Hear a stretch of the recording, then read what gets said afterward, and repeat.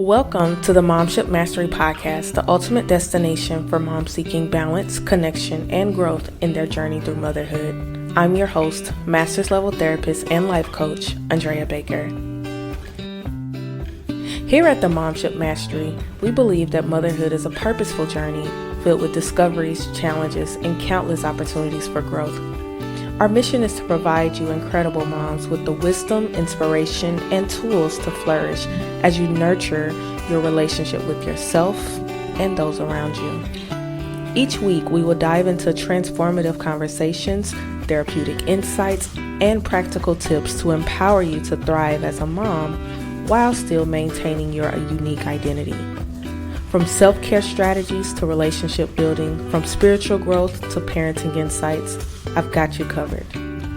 So if you're ready to embark on this journey with us, hit that subscribe button and let's explore the world of motherhood, relationships, and growth together. Remember, you're not alone on this journey, and we're here to support you every step of the way.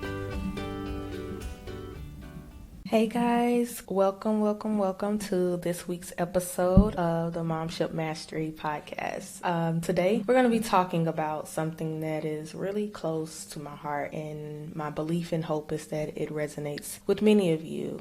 So this week, we're going to be answering and working on the question, why do I feel grief when breaking generational curses?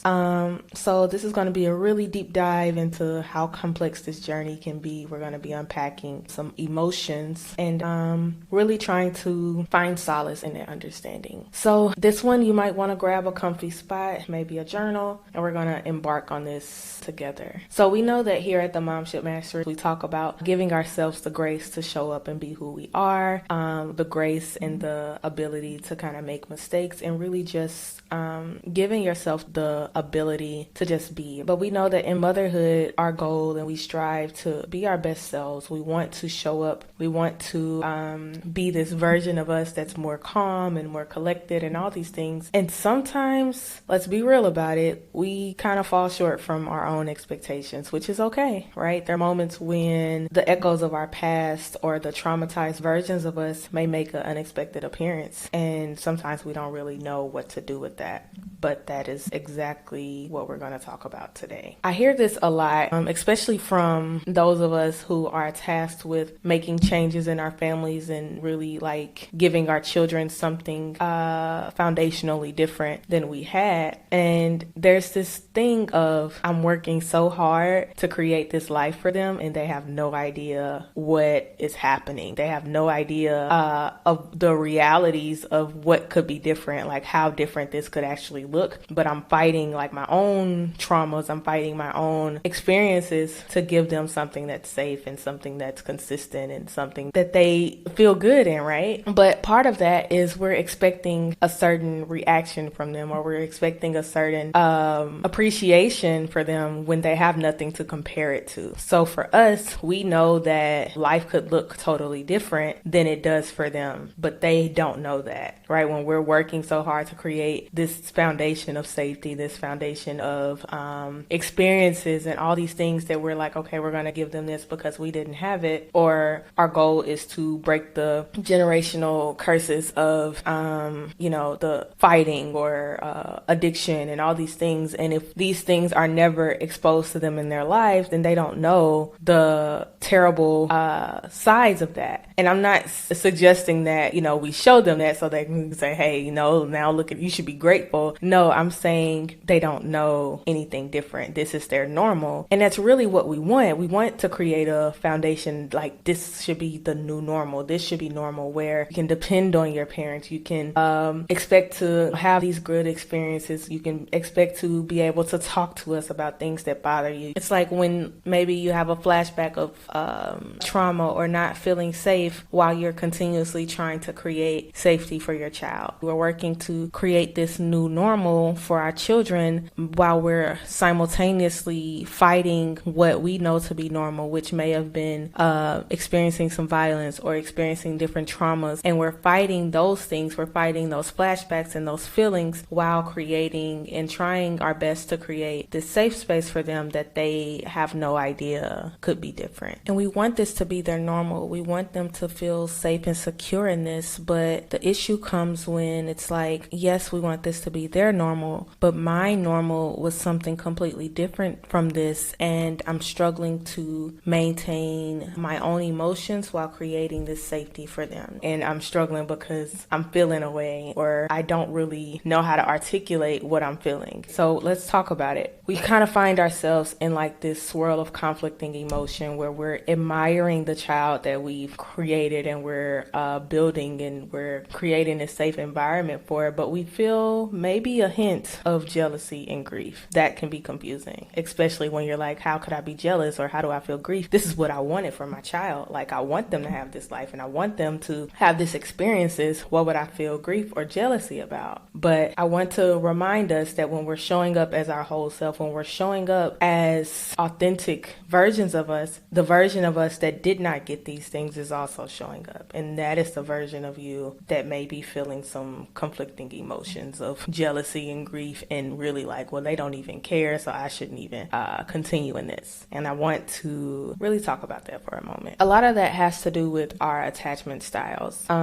It's John Bowlby in the therapy world, in the psychoeducation and all of that. He's the father of attachment. So he puts it like this. Attachments are survival-based patterns of adaptation. What does that mean? That means our attachment styles are based on how we had to adapt in order to survive. So my own attachment styles like really showed up here, where it was like, I've learned to be more self-sufficient. I learned that people won't always notice your plea for help or your cry for help because they're more involved in their own struggles or their own anxiety and their own traumas. And this was a very repetitious theme in my life, where it was like, the adults in my life were very involved with what was going on in their lives. Now I'm an adult child of alcoholic parent, and I'm learning that this is something that was taught to me. I learned that you can't really depend on people. And as a child, this kind of made me feel a bit like, okay, I'll just take care of it myself, and just not expect help, right? Because that's how my needs were responded to. So this is how I believe that we should go on. And like I said, in my family, I also played like the role of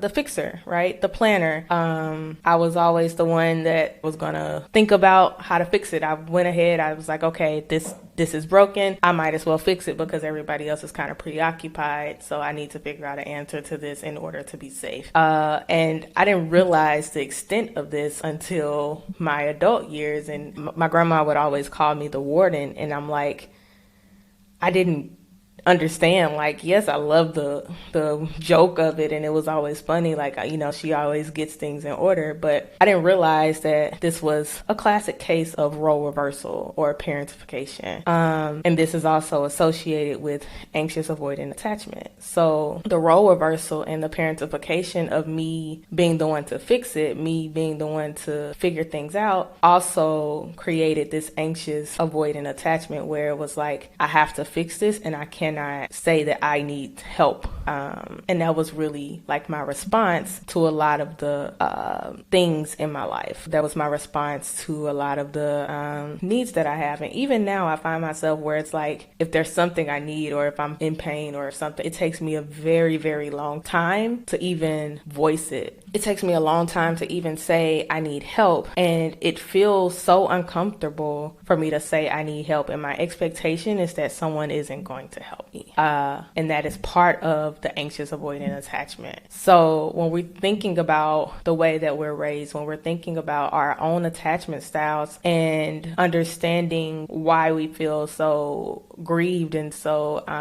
jealous of our children, we have to understand the why behind our feelings. We have to understand the why behind those unseen wounds, those unseen and misunderstood responses. So I was journaling and I was really just kind of in my meditation and prayer time. And I remember where my prayer used to be, God, I wish this was easier. Like, why does my life have to be so hard? Why can't things be easier? Why can't I have like a simple anything? Like, nothing in my life seems to be simple. Why are things always so hard? And it used to be my prayer. I'm like, God, just make it easier for me. And, he never responded with things being easier. And I would get frustrated. And then I say, well, God, just help me to understand it. If you're not going to allow it to be easier, then help me to understand the why behind it, or help me to understand the purpose of it so that I can move in the way that you want me to move. And understanding the why, it didn't bring any relief either. And I'm like, bruh, this is like too much. I don't really know what you want me to do with this. Like, I understand why the people in my life showed up the way they did, but it did not make it any easier for me. It did not make me feel better. It did not make me not want people to show up the way that I wanted them to show up. It did not change any of that. So I'm like, man, how are we going to move forward? Like, how am I going to figure this out? And it was crazy because God just kind of told me, like, I didn't give you understanding to make you feel better. It was to change your responses. So we don't understand because we need to feel better. He's not giving us wisdom and understanding in the situation to change our feelings, but it's supposed to change our response.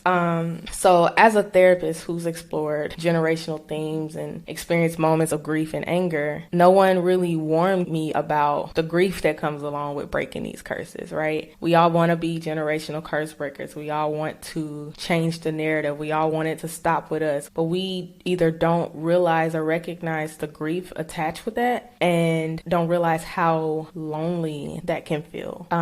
So when we're talking about breaking these curses for the next generation, a generation of children who don't have anything to compare it with, and then the generation behind us who's almost avoiding the truth of the matters, it's a lonely place. So I derailed a little bit. Let's get back to attachment styles. I'm sorry. So when I was younger, the way that I learned how to cope with these unmet attachment needs were self-soothing. And a lot of times I would self-soothe by dismissing my own needs. I started to harden my heart and really shut my own needs down as a defense mechanism against the uncertainty of if anybody was going to show up. So it looked like, oh, she doesn't care about anything, or, oh, she just is like that and she just shut down and she don't care about anything or anyone, when that was the way of me protecting myself, and that was the way of me not having expectations of anyone else. We look at attachment styles and we say, oh,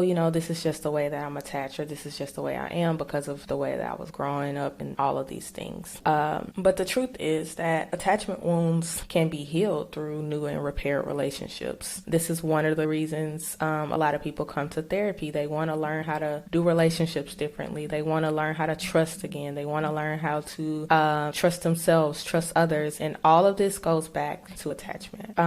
So for me, my attachment wounds and attachment style was repaired through my relationship with my husband. Now, it didn't start that way. We definitely had a journey where we had to learn each other in a different way, and we had to get past the shields and our conflicting attachment styles, right? And we struggled with this a bit. My husband and I, we were working to create this secure base for each other and for our children. And again, like I said, I think this was the healing of both of our attachment wounds. I felt safe in explaining like my pains and my triggers to him, like, okay, this is happening and I really need to deal with this. And I felt supported and he knew the same. And then some unexpected triggers kind of started to resurface. And there was an incident that really triggered and awoken the wounded child in me.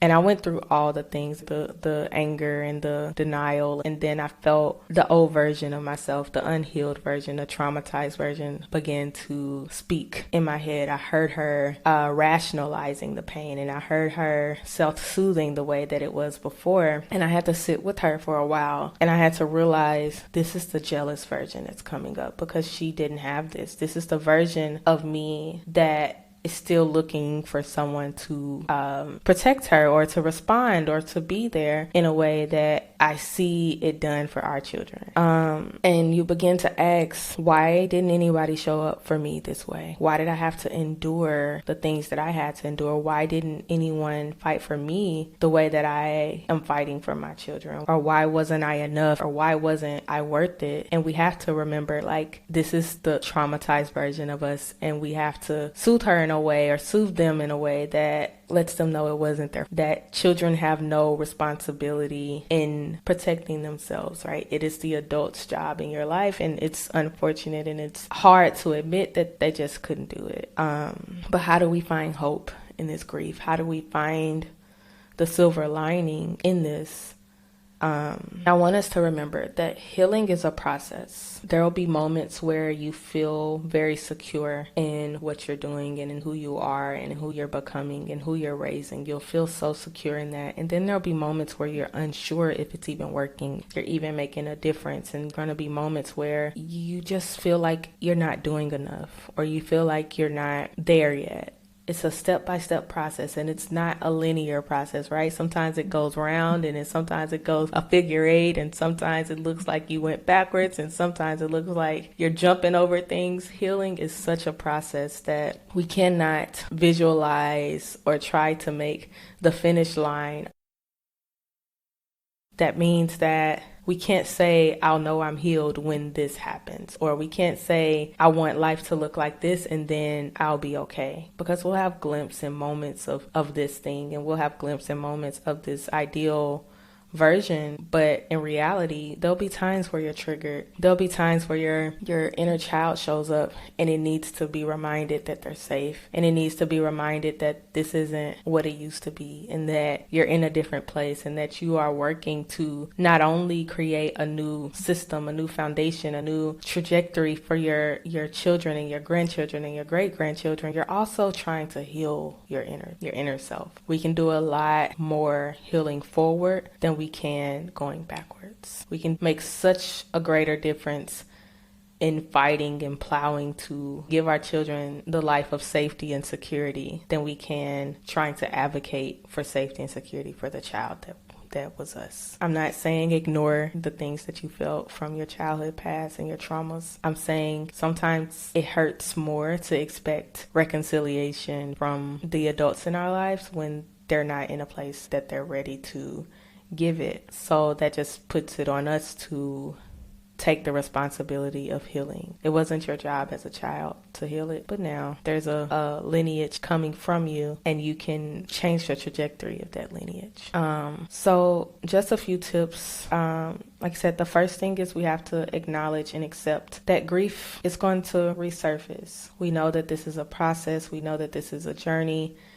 And sometimes we're going to feel grief, and we have to be okay with that. We have to not rush that. We have to kind of sit with that for a moment, because a lot of times we want to rush it. We don't want to feel it. We don't want to feel the pain of it. We don't want to feel the remembrance of it. But sometimes it's key so we can understand the depths of it, so we can understand where it comes from and why it's there. And then sometimes we have to engage in like some therapeutic practices, whether that is talking to a therapist, journaling, meditating, and doing mindfulness. Sometimes just sitting with yourself, putting your hand on your heart, and just tapping to regulate that emotion or turmoil that you're feeling. Also, it's really important to seek community support. Look for people that are on a similar journey, that are encouraging you, that are acknowledging the struggle, but also looking for answers, right? We want to be around people that are supporting you, and people that are not diminishing what you're feeling, that are not trying to have you to stop feeling it, right? But that are helping you to move forward and helping you to be and feel supported. Then we also want to remember self-compassion. I say this a lot, but we have to really be gentle with ourselves. We have to be gentle with ourselves and understand that sometimes we are more fragile than we think, and that we need to be held and handled with care. And that doesn't mean you're weak. That doesn't mean that you are unable to show up. It just means that you need to be handled with care also. And the last thing is really just remembering the spiritual connection, finding solace and strength in our belief and hope that God has a greater plan for you. He never intended for you to experience those things. That was never his perfect will for you, but he said he would make it good. So we have to remember it is working for your good.